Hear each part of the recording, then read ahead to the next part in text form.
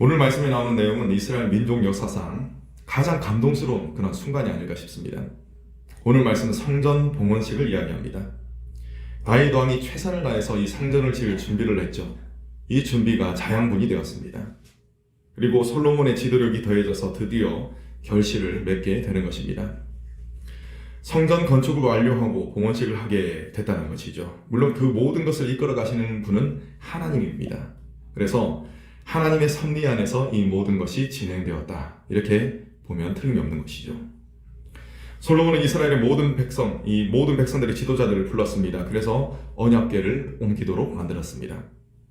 언약궤를 새롭게 지어진 성전으로 옮기는 것은 전 민족적인 행사로 거행되었습니다.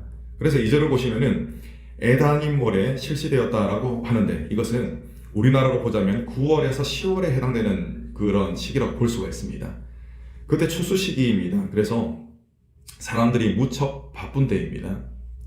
백성들이 가장 바쁠 이 시기에 모였다는 것은 먼저는 그들이 한 마음이 되었다는 것입니다. 그리고 그 마음속에 어떤 마음이 있었기 때문에 이것이 가능했냐면은 하나님을 앞세우고 있었기 때문에 가능한 일이었습니다. 예수님께서도 막 이렇게 사람들을 들여서 어디서 초청을 하라고 말씀하시지 않습니까? 그때 사람들이 갖가지 핑계를 대면서 뺍니다. 나는 결혼해야 되기 때문에, 소를 샀기 때문에, 밭을 샀기 때문에 이러면서 다 빼는 것이죠. 그런데 오늘 이 말씀에서는 정반대의 현상, 그러니까 하나님을 가장 앞세우고 모이는 일들이 생겼다는 것입니다. 이처럼 공동체가 하나님을 앞세웠기 때문에 응집력 그리고 추진력이 생길 수가 있었습니다. 그리고 이스라엘이 강력한 나라가 될 수가 있었던 것이죠.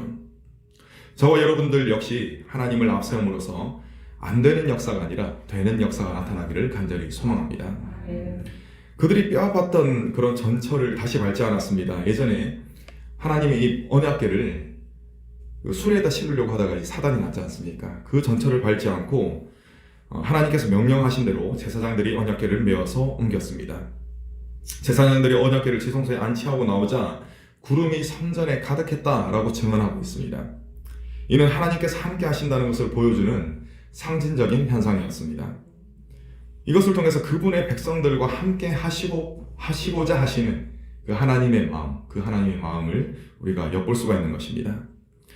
이제 솔로몬은 이어서 백성들에게 연설을 합니다. 이는 솔로몬이 언약궤를 안치한 때에 했던 성전 봉헌사라고 말할 수가 있습니다. 솔로몬은 하나님께서 다윗의 아들인 자신을 통해서 성전을 지으실 것이다 라는 약속을 하셨고 그 약속이 지금 이 순간에 이루어졌다라는 것을 백성들에게 이야기합니다. 엄청난 일을 이루었기 때문에 내 공로가 이렇게 많다라고 충분히 자랑할 만한 그런 때입니다. 그렇지만 솔로몬은 어떻게 이야기합니까? 그냥 담백하게 하나님께서 하셨던 약속이 성취되었다 이렇게 이야기하는 것이죠. 이것은 참으로 겸손한 모습입니다. 또 22절을 보시면 솔로몬이 하늘을 향해 팔을 들었다고 했습니다. 이것은 하나님의 능력과 하나님의 도움을 구하는 자세로서 기도하는 자세다라고 볼 수가 있는 것이죠. 그렇다면 솔로몬은 어떤 기도를 드렸겠습니까? 솔로몬은 23절에서 이스라엘 하나님 여호와여 주님 같으신 분은 어디에도 없습니다 라고 했습니다. 하나님을 높이는 경배를 드리고 있는 것입니다. 하나님을 높이는 것은 기도의 가장 기본이 되는 것이죠. 기도를 드리는 많은 경우에 하나님을 높이는 것이 과감히 생략되는 것 같습니다. 다짜고짜 하나님 이거 저거 해주세요. 이거 주세요. 이런 식으로 이제 기도를 하는 경우가 있다는 것입니다. 하나님을 경배하는 그런 내용의 기도를 한다 하더라도 내 간구를 하기 위해서 밟는 전철처럼 여기는 경우가 있습니다. 예전에 이제 전직 대통령이었는데 그 어머니께서 이렇게 기도했다라는 간증을 들었던 적이 있습니다. 그러니까 먼저는 나라를 위해서 기도를 하고 공동체를 위해서 기도하고 그 다음에 개인을 위해서 기도하고 물론 첫 번째는 이제 하나님께 영광을 돌리는 기도겠죠. 그런 이제 간증을 듣고 많은 사람들이 이 순서대로 기도를 하려고 그랬습니다. 그런데 어떤 느낌의 기도를 했냐면 하나님 좋으십니다 하고 쭉 애매하게 지나가다가 내 간구를 들어갈 때 주여 이렇게 본격적으로 기도하는 그런 현상들이 나타났다는 것이죠. 그런데 기도는 이렇게 드려서는 안 된다는 것, 그것을 오늘 말씀을 보여주고 있습니다. 어떻게 기도를 드려야 되는 것입니까? 전심으로 하나님을 높여야 된다는 것입니다. 그냥 습관적으로 형식적으로 하나님 좋으신 분이십니다 패스 그 다음에 이렇게 넘어가는 것이 아니라 전심으로 하나님을 찬양하는 하나님을 높이는 내용의 기도를 드려야 한다는 것입니다. 그것이 우선되어야 하는 것이고 그 기도를 드릴 때 하나님께서 기뻐하신다는 사실, 그것을 꼭 기억하시기 바랍니다. 솔로몬은 하나님께 기도를 드릴 때 하나님께서 하셨던 약속을 붙듭니다. 그의 아버지에게 하셨던 다윗 언약을 하나님께 구합니다. 하나님, 이런 약속을 하셨죠? 그 약속을 이루어 주십시오 라는 그런 간구를 했던 것입니다. 언약에는 조건이 있습니다. 다윗 언약의 골자는 무엇이냐면 다윗의 후손들이 하나님의 말씀에 순종하게 된다면 그 왕권을 영원하게 이어주시겠다라는 약속입니다. 이 언약을 생각해 볼 때 하나님의 입장에서는 문제될 것이 전혀 없습니다. 왜냐하면 하나님은 모든 것을 하실 수 있는 전능하신 분이시고, 그리고 하나님은 약속을 끝까지 지키시는 신실하신 분이시기 때문입니다. 그리고 하나님께서는 어떤 마음을 기본적으로 가지고 계십니까? 이스라엘 백성들을 사랑하는 마음을 가지고 계십니다. 그렇기 때문에 하나님 입장에서는 문제될 것이 전혀 없습니다. 문제는 사람 측에 있습니다. 죄를 따르고자 하는 죄성이 항상 이 속에 있고, 또 연약함이 있기 때문에 언약을 어기는 쪽은 언제나 이 인간 쪽이 된다는 것입니다. 솔로몬은 이러한 사실을 누구보다도 잘 알고 있었습니다. 그래서 이 부분에 대해서 아주 구체적인 기도를 드리고 있는 것이죠. 너무 구체적으로 기도를 드리니까 오늘 말씀이 또 긴 것입니다. 하나님의 인재를 상징하는 성전을 향해 기도드릴 때 응답해 주십시오 라고 기도를 했습니다. 30절에서부터 이어지는 내용을 보니까 이것은 복을 구하는 기도가 아닙니다. 백성들이 그들의 죄악으로 인해서 고통을 당하다가 주님께로 돌이켜 회개하고 또 주님을 찬양하게 된다면 용서해 주십시오 라는 그런 기도였습니다. 내용이 굉장히 구체적이죠. 죄의 결과로 적에게 패했을 때, 가뭄이 들었을 때, 전염병이 돌거나 병충해나 메뚜기 떼가 곡식을 갉아먹었을 때, 또 나라가 완전히 망해가지고 포로가 되었을 때 등과 같이 삶과 직결되는 구체적인 예시들을 들면서 기도하고 있습니다. 하나님 향해 돌이키면 용서해달라는 것입니다. 이는 이스라엘 백성들에게만 국한되는 것이 아닙니다.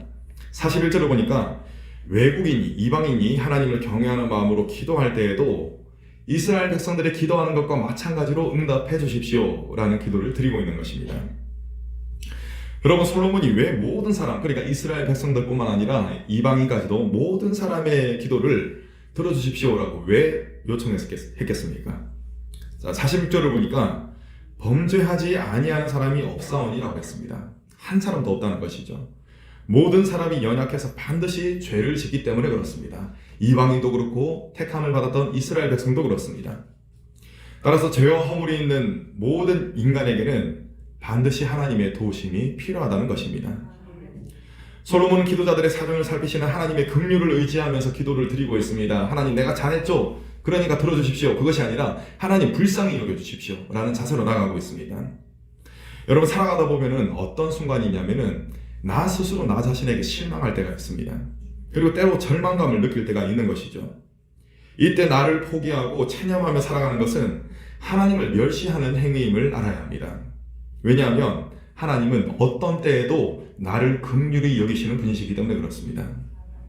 내가 나를 포기하고 더 이상 기도하지 않는, 기도 파업을 하지 않는 이상 우리는 하나님의 긍휼히 여기심을 바라볼 수가 있습니다. 여러분 가운데 혹시 기도 파업을 하고 계신 분은 없으시겠죠?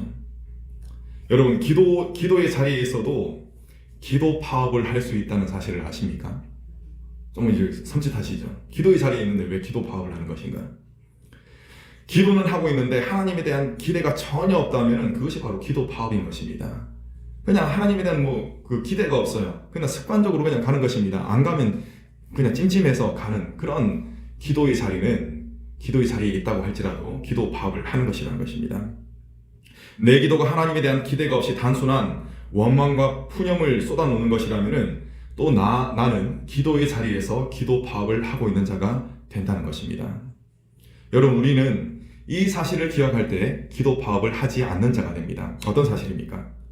하나님은 나보다 나를 더 사랑하신다는 사실입니다. 그렇기 때문에 하나님께서는 긍휼히 여기시는 눈빛을 단 한순간도 거두지 않으셨습니다. 문제는 뭡니까? 제가 다시 말씀드립니다. 내가 내 스스로에게 실망하는 것입니다. 그래서 기도에 대해서 하나님이 응답하실 것이라는 기대를 더 이상 하지 않는 것입니다. 그것이 문제입니다. 여러분, 하나님께서 나를 항상 사랑하시고 나를 도울 준비가 되셨다. 이것만으로도 기도할 충분한 이유가 있지 않습니까?